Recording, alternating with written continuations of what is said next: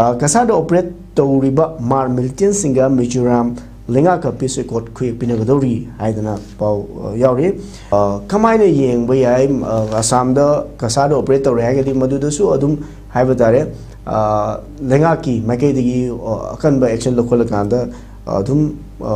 irang si control townaba honaba yabani adu Cachar operate toraga kogi Mizoram ga wari chanagadori si kamaina yeng bayoso masmatans Mase मिगे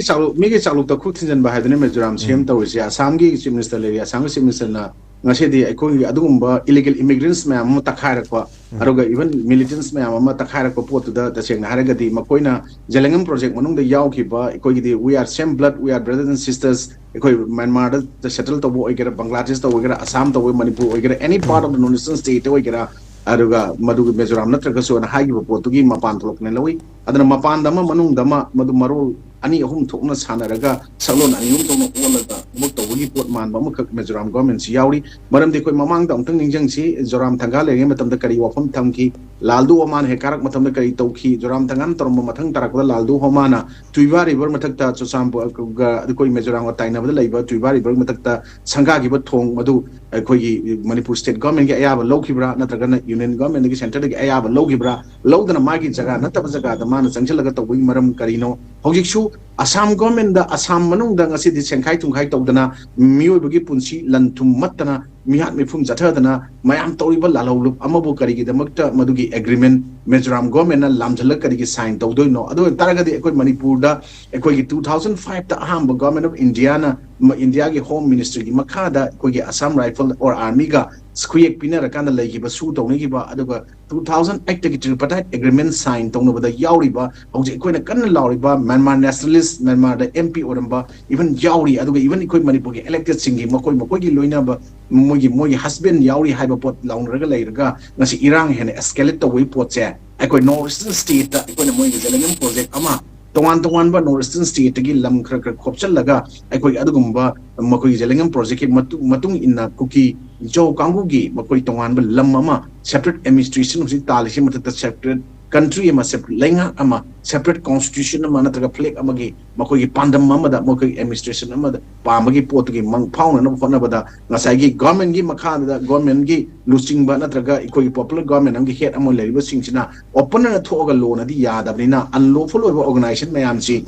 komjal laga khulai paiba mayam si khulai ona makoi na heng sin rakpa yaba makoi wari sari habi namada makoi na muksi irang thamba makoi amuk thadoga muk sanaba phajalaga sanaba pota thamma kana masi achouba drama lila ama sanana bkhona rakpune lawi maram di ma ki jagana tab pot amada Assam gi part oiba Cachar da laiba potu Mizoram gi adung chief minister na makut tinjalak bai che Assam government gi Assam gi chief minister gi chaluk ki mapan da yawba nga natraga magi chaluk ta kut tinjalak pani haina lawi adana sumba makhal gi oiba unlawful oiba group organization mayam ama ngasadi ministry of home na ngasadi biometric attendance lawraga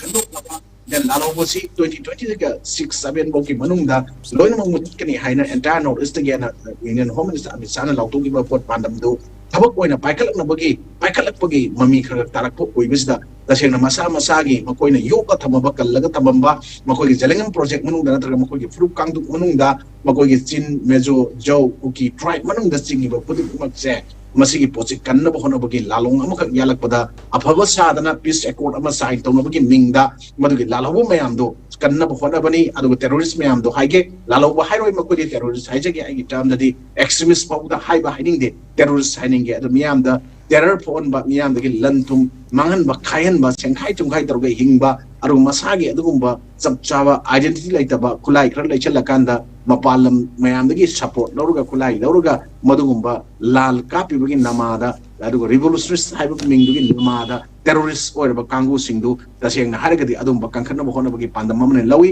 Mizoram manung da leijaba makoi gi lalhobo oragadi makoina wari chana bhona bani haibada yamna chaungna thagatna welcome torumbe yai koina adubu atopa state northeastern state manung da thangna baleba orga suma ka thangna state oraga chu chumba